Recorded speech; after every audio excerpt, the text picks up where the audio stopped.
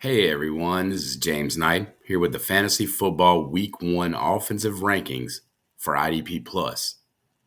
We've got some great Week 1 matchups, and today I'm going to announce my official week 1 rankings.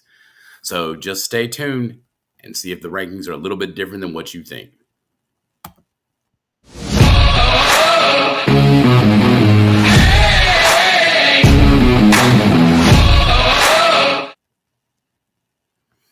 All right. So here we are, guys. We are ready to go into week 1. We've been waiting so long for this. The NFL season couldn't come fast enough. And this Thursday night, we have a matchup: the Dallas Cowboys and the Philadelphia Eagles, and it's fantastic. Anybody who's into football is super excited about it. Fantasy football, we're stoked about it. So I want you to keep in mind, as I mentioned before, I'm going through the Week 1 offensive player rankings for IDP Plus today. And keep in mind, these are specifically just for Week 1. These are not full year or any kind of projections for that. Speaking of the projections and the points, these are going to be based on PPR. And, after I announce each one of the top 12 rankings, I'm going to highlight a few key players at each one of the main offensive positions that I think their rankings are a little bit different for me as they are for other people. And I've seen some discrepancies through that. But I'm going to give you a few pieces of information, some key information on why I feel that way and why I like those different players. So let's go ahead and dig in and see what we've got going on here for week 1. Um, you know, the top position anywhere that we're going to start with, in any show, any rankings, anything like that, we're going to start with the quarterbacks, right? QB1s, 1 through 12 in a 12-team league. These are the guys who are going to score the most points for you. And the format that I'm going to utilize here is, guys, I'm going to read through my top 12 for you. And then, as I said, I'll go back and I'll re-highlight a couple of the players and give you some tidbits of information on why I like them where they're at, okay? So my quarterback 1 this week is Josh Allen. He's playing at home in Buffalo versus the Baltimore Ravens on Sunday night. So he's my number 1. Number 2 this week at quarterback is Jaden Daniels. He is at home versus the Giants this week. Number 3 for me is Lamar Jackson, the quarterback opposite of Josh Allen, in Buffalo on Sunday night. My number 4 is Joe Burrow, who's playing in Cleveland this week. My number 5 is Bo Nix at home in Denver versus the Tennessee Titans. My number 6 ranked quarterback this week is Caleb Williams versus Minnesota. That's a good game there. Number 7, Baker Mayfield at Atlanta. So it'll be the Buccaneers at Atlanta. Patrick Mahomes at number 8, playing for the Chiefs at LA versus the Chargers.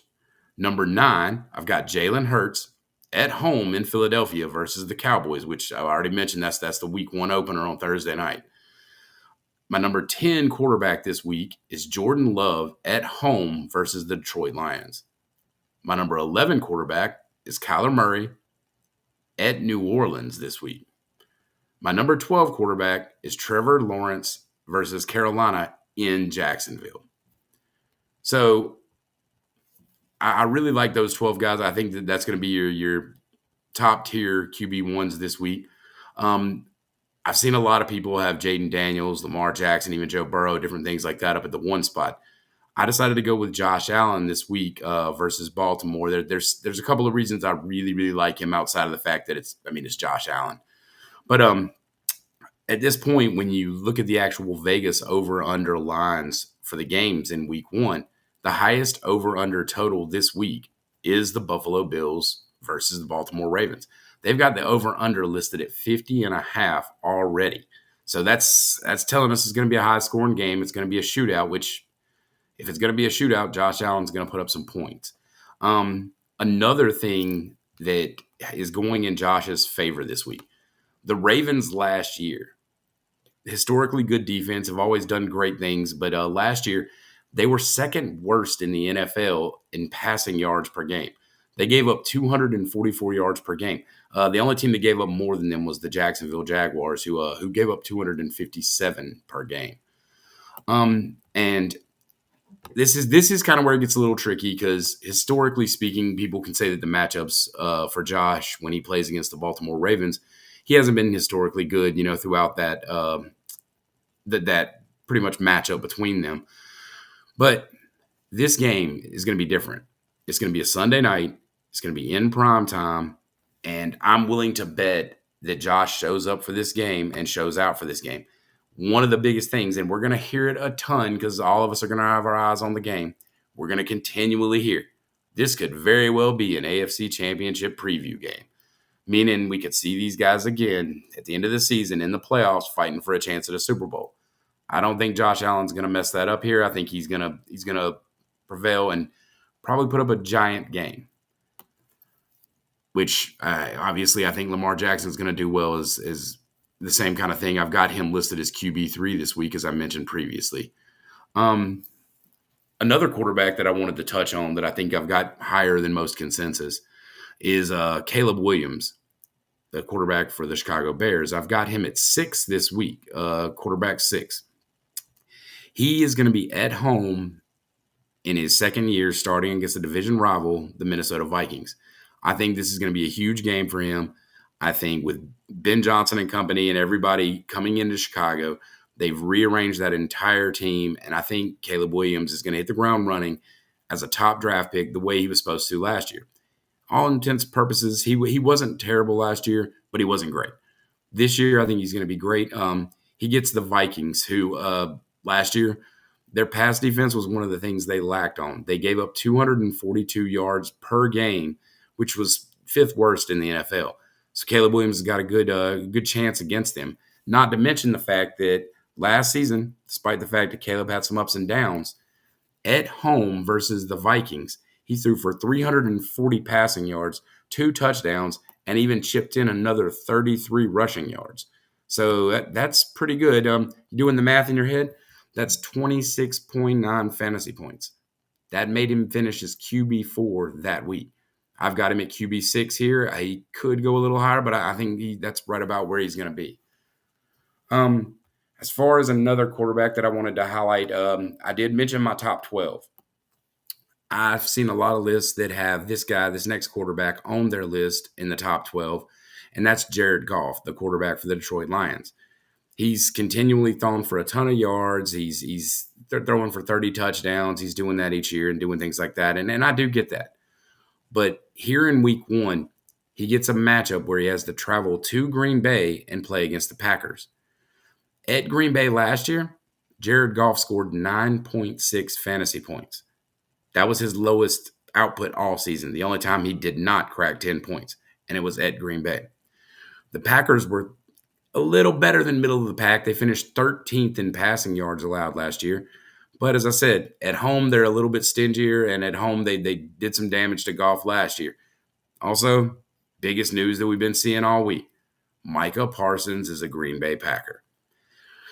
The legendary defensive end from the Cowboys got traded to the Green Bay Packers, and he is going to be wanting to put a show on right off the bat week 1, and I am willing to bet he chases Jared Goff around, and Jared Goff is running for his life. So I'm fading Jared Goff this week completely out of my top 12.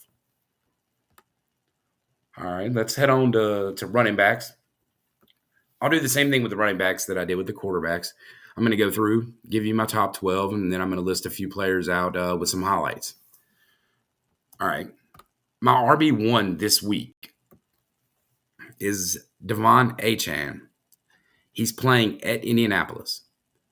My number 2 running back this week is Saquon Barkley. Again, that opener on Thursday night, it's going to be Saquon Barkley versus that Dallas Cowboys defense. My number 3 running back this week is Bijan Robinson versus the Tampa Bay Buccaneers. My number 4 running back is Christian McCaffrey at Seattle. My number 5 running back this week, Bucky Irving at Atlanta.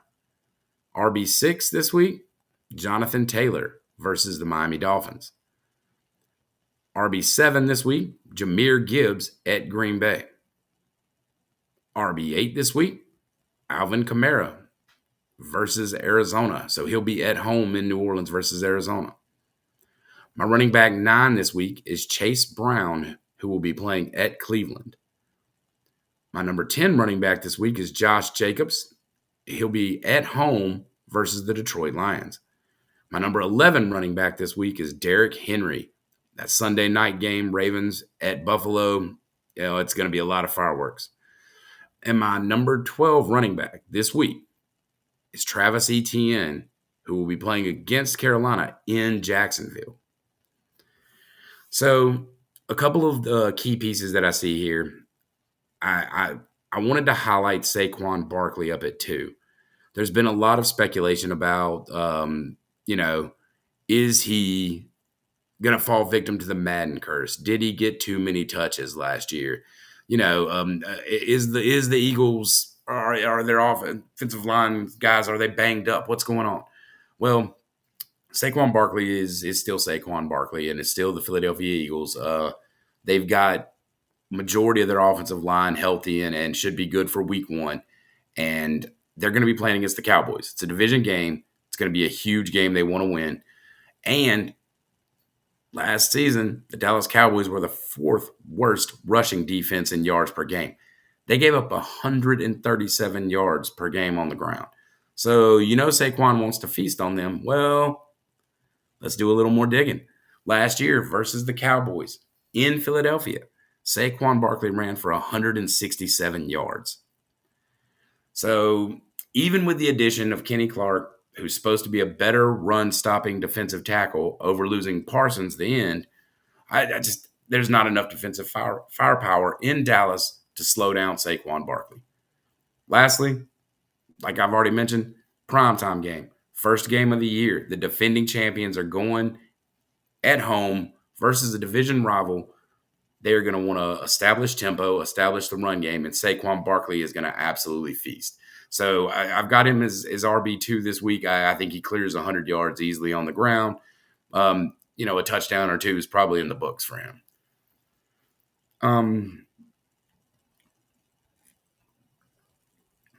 Another running back that I wanted to touch on here that I think is obviously not on a bunch of lists is the guy I have listed at RB12, and that's Travis Etienne. He's playing at home in Jacksonville. There's a lot of speculation. I think fantasy managers are worried about the Jacksonville Jaguars backfield. It's super murky. Is it Travis Etienne? Is it Tank Bigsby? Is it Michelle Tootin? Is it who's going to get carries? Who's going to get the touches? Who's going to be the guy that comes out on top there? I've cast him a lot on Travis Etienne many a times throughout draft season, and I really believe he's got the pedigree and he really matches up extremely well with new head coach Liam Cohen's system. Liam Cohen was the offensive coordinator in Tampa Bay, who had the breakout season last year with Bucky Irving and did some things like that. He utilized Rachaad White and Bucky Irving almost perfectly to what matched up with their skill sets. I think everybody's looking for who's this year's Bucky, who's this year's Rachaad White, where do they fit in his system? I think Liam Cohen is going to look at this system and say, how can I build it around these players? And Travis Etienne, I think, fits the most explosive mold, and he's also got the experience in pass protection as well as being a top 5 running back just a couple years ago. This week in the week 1 matchup, though, he's going up against the Carolina Panthers. They're getting Derek Brown back at defensive tackle, and that's going to be helpful. It's going to help against the run some, but this is a Carolina Panther team that gave up almost 180 yards per game rushing last season. Worst by far in the entire league. It was actually 179.82 yards per game. That's unbelievable. 40 plus more yards than the next team and things like that. And like I said, I think Liam Cohen will not only use Etienne as a running back and allow him to get out in space and do some things in the running game. I think he's going to utilize him in the passing game as well. A kind of sneaky fun thing here that I think sparks Travis Etienne to be in the top 12 this week for running backs. He's playing in Jacksonville versus Carolina, and across the sideline is going to be his rookie brother, Trevor Etienne, on the bench for the Carolina Panthers. So I would imagine they're going to have quite a group of family and friends in attendance and things like that between the two brothers. And I think Travis is really going to want to show out in this game. So he's going to be an RB1 this week. Who am I fading this week? Um, Recently, some news came out, and before the season kicked off here, as the offseason was winding down, Tajay Spears got put on IR for the Tennessee Titans. A lot of people kind of shot Tony Pollard up some boards and have been moving him around and bouncing him into stuff. And I like him overall for the season. But in week one, I don't like his matchup. He has to go into Denver against the Broncos. And not only is it Pollard trying to do something, but it's Cam Ward, the number one overall pick this year, is making his first start in Denver against arguably the NFL's best defense. Last season, the Denver Broncos were the third stingiest defense against running backs. They only gave up 96 rushing yards per game. That's pretty good. And Tennessee isn't known to have the best line, and they're also probably going to be chasing points in this game as Cam Ward tries to get acclimated to the NFL. The Broncos are going to look at them and expect them to want to establish the run. They know that Pollard is a veteran. They know the Titans are going to want to run it and try to establish that. I think they're going to stack the box and they're going to dare Cam Ward to beat them by passing the ball. And crazy enough, the Broncos have enough talent at cornerback between Surtain, Moss, McMillan, the rookie Barron. Those guys they can put on an island and stack that box. And I think it's going to be very, very, very tough sledding this week for Tony Pollard. So I'm fading him this week outside of probably outside of my top 24. I could see him putting up RB3 numbers this week. For wide receivers this week, my wide receiver one, absolutely no surprise here. It's Jamar Chase. My wide receiver two is Justin Jefferson. I mean, until further notice, it's hard to ever put them down below anything. These two guys have proven time and time again that system, cornerback talent, whatever it is, they tend to overcome. So that's my 1 and 2 this week.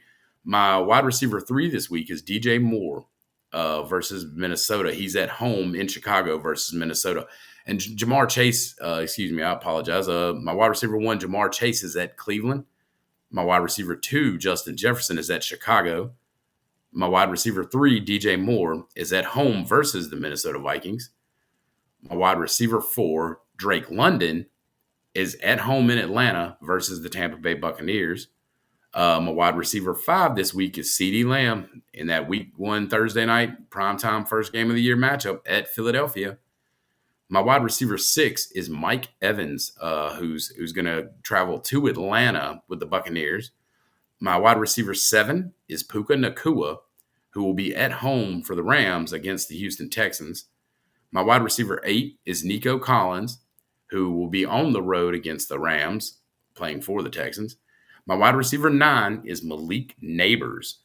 He's going to be traveling to Washington to face the Commanders. My wide receiver 10 is Terry McLaurin. He'll be at home for the Commanders playing against the Giants. My wide receiver 11 this week is Brian Thomas Jr. He's going to be against Carolina in Jacksonville. My wide receiver 12 this week is Courtland Sutton, who will be at home for the Broncos against the Tennessee Titans. A couple of good players here that I really, really like that I wanted to highlight. And obviously, I could probably hear your idea here. DJ Moore at wide receiver 3. A lot of people are probably like, why is that happening? How did that happen? Well, let's get into this a little bit. The Vikings were the second worst team at defending wide receivers for fantasy last year. They gave up 36.92, so almost 37 points per game to just the wide receiver position.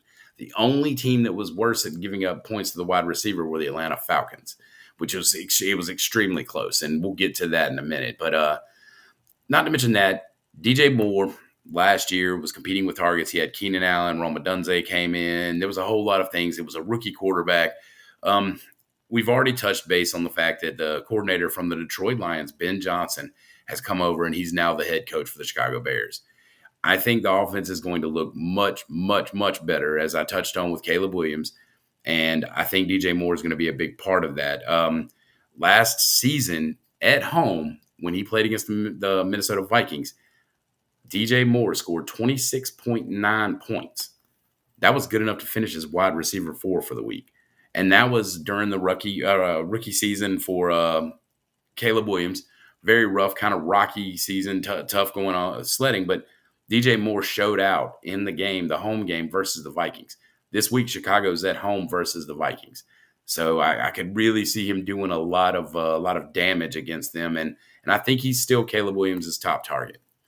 Now, another little fun fact that I'm really, really excited about DJ Moore, and I'm really, really hoping that it comes true and it happens. But based on some camp and OTA notes and watching some videos and doing things, and even an interview with DJ Moore himself, I'm expecting some backfield action from Moore. I think he's going to get lined up in the backfield, get some running back touches, and absolutely add fantasy value to him. I think that's going to start right here in week 1. I think he gets a couple of carries in this game. And like I said, breaks a big run or even a touchdown in this game. That's going to go an extremely long way, I think, to pushing him up the board to wide receiver 3 this week. Another player that I wanted to touch on is my wide receiver 6 this week, Mike Evans. Mike Evans, as far as seasonal goes, a lot of people, know the consistency, the 1,000 yards. He it's like clockwork. He puts it up and he does that, but he's not always the number one target every single week. Well, I think this week versus Atlanta, I said we would touch on that, and here we are. The Falcons gave up the most fantasy points to wide receivers last season, 36.94 per game. Worse than even the Vikings that we just touched on. And like I said, the Falcons were the worst in the NFL. And I don't think there's going to be a whole lot stopping that this year. They didn't really upgrade a lot. They had one of the worst pass rushes in all the NFL last year. They did go out and sign some draft some rookie defensive linemen that'll probably help as the season progresses. But in a game against Baker Mayfield and the Tampa Bay Buccaneers, week 1, I don't think that's going to happen. Evans has always historically done well against the Falcons. Last year, when they went and played in Atlanta, he scored 23.2 points against the Falcons. So that actually was good enough to make him wide receiver 8 for the week. I think he can actually do a little better than that. Like I said, I've got him ranked at wide receiver 6. The reason I like him at wide receiver 6, Chris Godwin is not going to be available for this game. Jalen McMillan is already out for this game. I expect Evans to absolutely get peppered with targets. Mayfield's going to hit him early and often. And, I think Mika Egbuka is going to get peppered with targets too. But I think Evans is going to be the one that gets rewarded. He's going to be the red zone threat. And I could see him score at least 1 touchdown. Maybe he might go for 2 in this game, depending on how high the scoring gets up. This could be a very, very good, fun game to watch. As far as sticking with my same formatting for what we've been doing, highlighting a couple players, and I like to highlight a fade here. If you've listened to some of my other videos or watched some of the things that I've done so far this year, then you're familiar with the fact that I'm fading Tyreek Hill. And week 1 is no different than how I feel in the season. Tyreek Hill is at Indianapolis this week. His Dolphins are, and there's not a whole lot to really say about that. Like the Colts are somewhere in the middle of the pack at defending the pass or giving up points to the fantasy wide receivers and things. They're not any kind of dominant or anything like that, but it's just there's so many other reasons to fade Tyreek Hill right now. From the odd description of his relationship between he and Tua, how they've been doing stuff, and he said it's a work in progress, and what does that even mean? The fact that he wasn't named captain for the first time in his tenure with the Dolphins, so that they named captains and didn't name him a captain.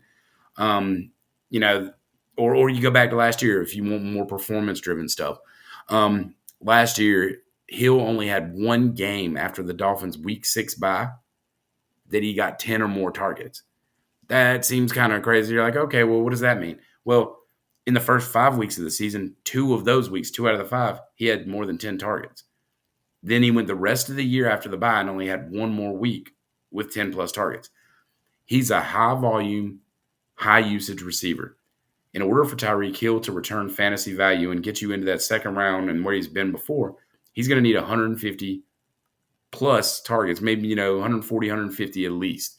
So you're looking at between 8 to 10. He's got to be hovering around that 10 target mark to really get you where you want to go. And I think the Dolphins, I think they've seen the light. They're going to play this out the best they possibly can. But Hill's days as an alpha wide receiver with the Miami Dolphins are very, very limited and very few and far between at this point. Moving on to tight end. And this I'll be honest, the tight end position was very, very difficult for me to like go through and kind of pick and choose and do some stuff. I've mentioned it on some other videos and things that we've done and some of my articles. I really feel like there's a lot more depth this year at tight end than there has been in the past, and my week one rankings here reflect that as well. Excuse me. Um, Tight end one this week for me is Trey McBride for the Arizona Cardinals. He's going to be at New Orleans, and you know, I think the Cardinals are going to score points there. Kyler Murray's gonna move around, probably be his normal self, get his 40 yards rushing, 210, 215 through the air, doing that kind of stuff. But we know that Trey McBride is just that guy, My tight end 2 this week is Travis Kelce. The Chiefs are at LA versus the Chargers. My tight end 3 this week is David Njoku, who is at home for the Cleveland Browns versus the Cincinnati Bengals. My tight end 4, George Kittle, San Francisco 49ers at Seattle.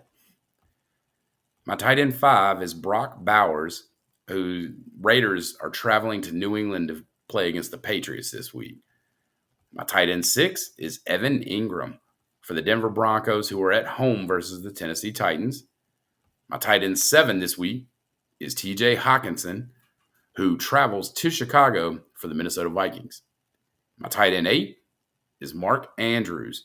He'll be involved in that shootout game with a ton of fireworks Sunday night as his Ravens travel into Buffalo and play the Bills. My tight end 9, Tucker Kraft. He'll be at home in Green Bay versus the Detroit Lions. My tight end 10 is from the week 1 first game matchup. It's Dallas Goedert for the Philadelphia Eagles at home in Philadelphia versus the Cowboys. My tight end 11 this week, surprise, surprise, and if you've followed me and done some stuff here, he's moved up the list quite a bit. Tyler Warren, the rookie from Indianapolis, he is going to be at home versus the Miami Dolphins. My tight end 12, and I bounced around a few times here, but I went ahead and plugged in. I like Sam Laporta, just enough to squeeze into that top 12 this week. Him and the Detroit Lions are traveling to Green Bay. I think Jared Goff's going to have a rough day. I think that means that you're probably going to see a few more outlet passes to Laporta, a little safety valve kind of things. I don't think he's going to have a huge day, but I think he's going to do enough to be in that top 12. All right. So on 2 of these, 2 of my top 3, I think is probably where a lot of people were really kind of looking at me. Trey McBride, I get it. I think everybody somehow universally either has McBride, Bowers, or Kittle 1, 2, and 3 in some sort of order. I know that I put McBride 1, and then I moved the other guys down. So let's talk about that. At my 2 spot, my tight end 2 spot this week is Travis Kelce. There's been all kinds of news about Kelce. We heard about the engagement to Taylor Swift and all the fun stuff he's doing and all the great stuff. And we've heard kind of the rumors, not necessarily directly from him, that this might be his last ride. But in week 1 here, he goes against the Los Angeles Chargers. Last season against the Chargers, Kelce, in the 1 game he played against them, he missed the second game in that series. But in the first game, he had 7 receptions for 89 yards. And he was targeted 9 times. That's kind of some Kelce numbers. He's very, very capable of doing that. If you're doing the math, that's 15.9 fantasy points that he scored that week. That made him tight end 3 for the week. In his career against the actual Chargers, he averages 5.6 receptions, 68 yards, and 0.45 touchdowns.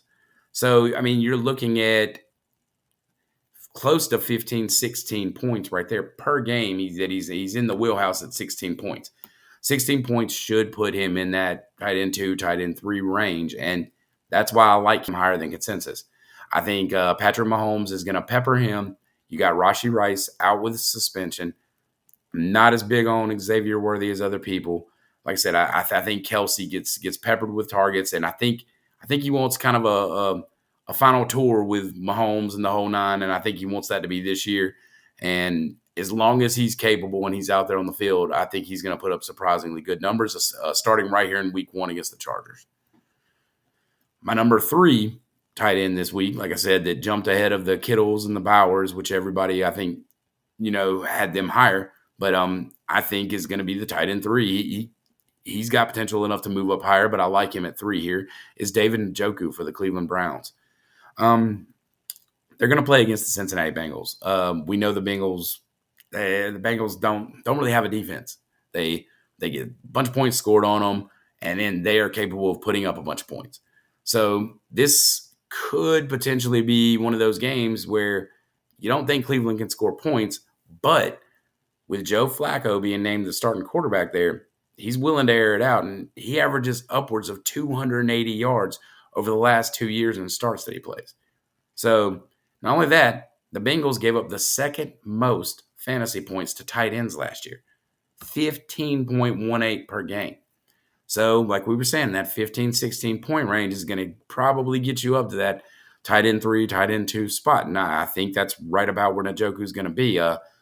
But if you don't believe me on that, because that's what the Bengals just give up, at home last season versus the Bengals, Njoku lit them up for 23.6 points. So, 10 recs, 76 yards, touchdown. Yeah, he was well on his way, and he did. He ended up finishing tight end 1 that week. So, again, little added bonus like I was talking about. Joe Flacco puts up points. And if you followed anything about this, he came and played for the Cleveland Browns in 2023. In the 5 games that Njoku and Flacco played together, Njoku averaged 18.6 fantasy points per game. So that's definitely good enough to get him up there and, put him in that top 3. I think a couple other more difficult matchups throughout the list kind of knocked a few people down, and I think advantageous matchups there for Kelsey and Njoku are going to be a big deal. As far as just like the other positions, a player that I'm fading in the tight end spot. This week, it's got to be Jake Ferguson for me. Last season, the Eagles and the Cowboys met up twice. In the 2 games that Ferguson played, in both of those games, he scored 4.4 points in the first one and 2.8, I believe, in the 2.8 in the second one. So you're talking about, a little over 7 points combined over 2 games. And the Eagles led the entire NFL last year in the least fantasy points given up to the tight end position. They're the stingiest defense. The tight ends just don't get free. They don't bust down the seam. They don't break big plays on them. The Eagles only gave up 6.8 points per game to the tight end position over the course of the entire season. So there's a whole lot not to like about Jake Ferguson here just based on that stuff. And that's before we even get into the fact that the Cowboys did go out and acquired George Pickens to be the number 2 target. CeeDee Lamb and Pickens are saying all the right things. They're basically saying we're both wide receiver 1s, so there is no first or second target. They both think they're alpha wide receiver 1s. And, if Jake Ferguson gets enough targets to be viable, then something's probably wrong in Dallas. One of the wide receivers is either injured or they're not very excited about the lack of targets they're getting. And that's all going to start in week 1, though, for Ferguson, where the Eagles are going to lock him up. And I see a very, very low fantasy day for him. If I have any other options at all, I would play them over Ferguson at that point. And with that, guys, we are all wrapped up on week 1 offensive player rankings. Like I said, again, I'm James Knight. Be sure to give me a follow on X. It's at JKeezy. I love talking football, love posting articles, doing stuff on there. And be sure to check out all of the great content available to you on IDP Plus and Big Guy Fantasy Sports. And I hope you enjoyed this. And please join me next week as I'll be going over the week 2 offensive player rankings. Until next time, guys. Thank you for watching the IDP Plus YouTube network. If you enjoyed this video, give it a thumbs up and don't forget to subscribe to our channel. Be sure to tap the bell icon to get notified whenever we upload new content.